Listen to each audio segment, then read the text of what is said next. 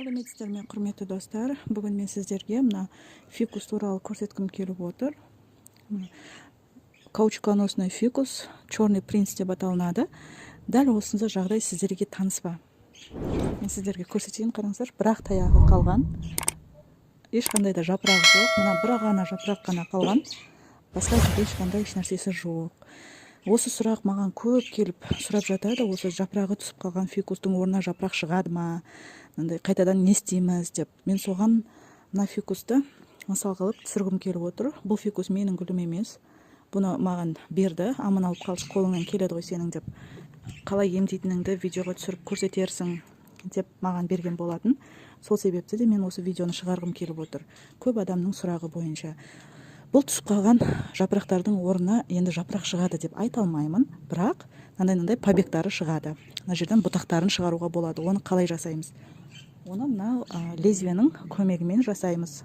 Бұл лезвияның көмегімен мына жапырақ тұрған бар ғой, мына жапырақ тұрған жерді мындай айшық етіп кесеміз. Қазір қалай кесетінімді мен сіздерге көрсетемін. Лезвияның бір жағын ашып дайындап алайын. Мінекей мен ашып дайындап алдым. Бұл қолданылған лезвие болмасын, міндетті түрде осындай жаңасын қолданғандарыңыз дұрыс. Сіздерге көрініп тұрса, мына мысалы мына жерде жапырағы жоқ, осы жапырағы жоқ жерді былай айшық етіп кесеміз. Мынандай соғы шығады. Көрініп тұр ғой, Енді мен қараңыздар, мына бұтағы шыққан, мына жері кесілген. Сол себепті әлсіз болып шыққан. Қараңыздар, бұдан енді жапырақ та өспейді. Бұны мен алып тастаймын. Кесіп алып тастаймын. Осы жапырақ түскен жердің көп жерінен мына айшық етіп осылай кесіп шығамын. Мінекей достар, кескен жерімнен мынандай аппақ соқтары шығып жатыр. Мен әдейі телефонды қолыма алдым, себебі мен сіздерге жақынырақ көрсеткім келіп отыр. Мына жер қараңыздар, мысалы мына жерде мына жапырақ түсіп қалған. Осы жапырақ түскен жерден ортасынан, жапырақ түскен жердің ортасынан былай жоғарысынан алып айшық етіп кесеміз. Мына көрініп тұрған шығар, Мына дәл осылай айшық етіп кесіп аламыз. Сол кезде мына жерден бұтасы шығатын болады. Жапырағы түскен жерден ортасынан кесесіздер. Тағы да бір мысал келтірейін. Мына жерде жапырақ түскен, жапырақтың орнынан былай айшық етіп, қатты кеспейсіздер, осындай тілік жасап қоясыздар. Мына кескен жерлеріміздің үстіңгі жерінен, мына жерден почкалары оянып шығатын болады.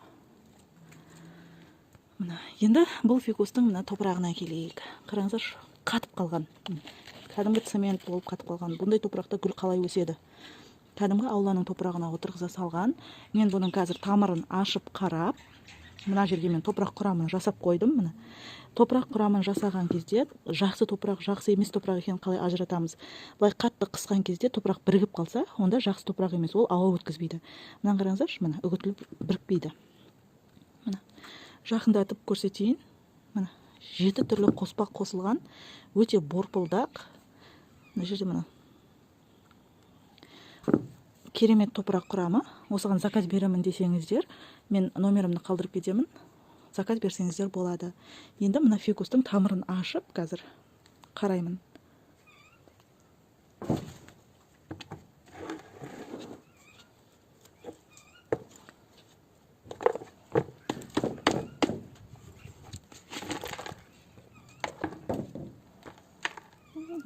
Қараңыздаршы, өте қатып қалған.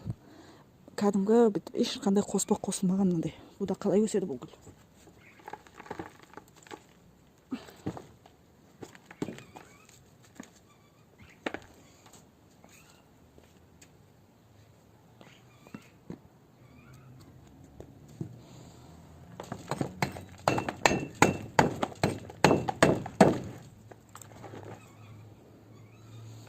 Соншама қатып қалған ғой.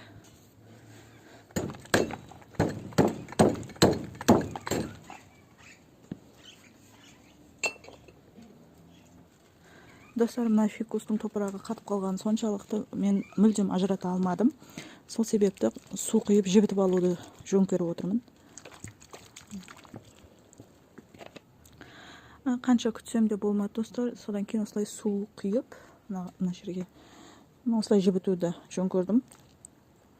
Бұндай ауа өтпейтін топыраққа отырғызбаңыздар, гүлдеріңіз жақсы өспейді. Мінекей достар, мен мына ұрып жүріп, әрең деген кезде босатып алдым тамырын. Қараңыздаршы, мынаның бәрі тек қана мынандай тас қатты топырақта тұр. Тамыры мынау ғана. Тамыры жоқ емес, бар. Енді бұны мен фитоспорин суға салуым керек.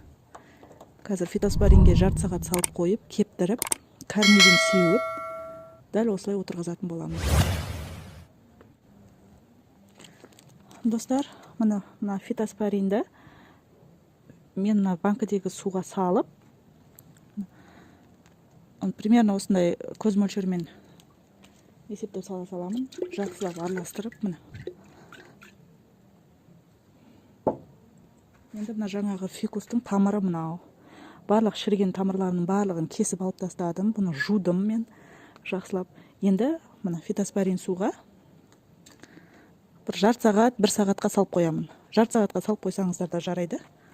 Мына осылай салып қойғаннан кейін, жарты сағаттан кейін мен бұны аламын да бір сағаттай таза ауада кептіремін. Кептіріп болғаннан кейін бұны жақсылап әдемі леп топыраққа отырғызамын. Жарты сағат өтті, міне фитоспорин суда тұрғанына. Енді осыны алып, жай ғана осылай қойып қоя саламыз. Біраз кепкеннен кейін, бір сағаттан кейін жаңадан топыраққа отырғызамыз. Мінекей достар, мен мына топыраққа отырғыздым. Өте құнарлы, өте қоспасы көп. Мынаған су құйғанмын. Мына ылғалды болып тұр.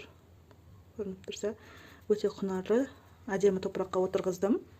Бұл гүл енді өзінің қалай сезінгенін сіздермен бөлісіп отыратын боламын. Мына жапырағы түскен жерлерін мен айшық етіп лезвиямен дәл ортасынан кестім. Енді мына жерден почкалары оянып шығатын болады. Бірнеше жерін кестім. Міне фикус гүлдеріңіз осылай бір таяқ болып қалса, жапырақтарын барлығын тастайтын болса, осылай жасасаңыздар болады. Мен әдейі мынаны кеспедім. Кессеңіздер де мына жерден бұтақтар шығу керек негізінде. Себебі мынадан қараңыздаршы, мына бір жапырақ қалыпты, осыны қимадым мен. Тамыры бар, жоқ емес, бұл өз-өзін алып шығады. Назарларыңызға рахмет. Егер видеоны аса лайк басып, каналға тіркеліп кетуді ұмытпаңыздар. Және сұрақтарыңыз болса, төменге комментарийға жазсаңыздар, мен міндетті түрде жауап беретін боламын. Және де тыңайтқыштар мен топырақ құрамына заказ беру үшін WhatsApp-қа жазсаңыздар болады. Мен экранға WhatsApp номерімді қалдырып кетемін. Видеоны соңына дейін қарағандарыңызға рахмет. Сау болыңыздар.